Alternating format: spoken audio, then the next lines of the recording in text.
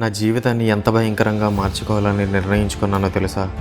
అర్జునుడిలా లక్ష్యం పెట్టుకున్నాను, కానీ కర్ణుడిలా ఒంటరిగా పోరాడాల్సి వచ్చింది.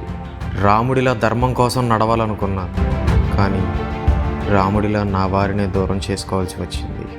నన్ను చూసి ప్రతి ఒక్కరూ జీవితం అంటే ఎలా ఉండాలి అని చెప్పేలా ఒక ఆదర్శంగా మారాలని కలలు కన్నాను. కానీ దుర్యోధనుడి అహంకారం, రావణుడి తపస్సు రెండూ నాలో కలిసిపోయాయి. తల్లిదండ్రుల మాట వినకుండా అభిమన్యుడిలా చక్రవ్యూహంలోకి దిగిపోయా.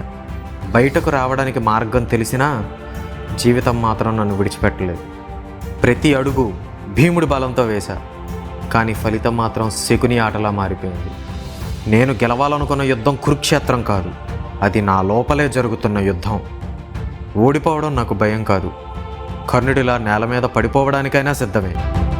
కానీ అర్జునుడిలా లక్ష్యాన్ని మర్చిపోవడం, రాముడిలా నా నిజాన్ని కోల్పోవడం, అదే నన్ను చంపేస్తుంది. ఇలా బ్రతకటం నా వల్ల కాదు.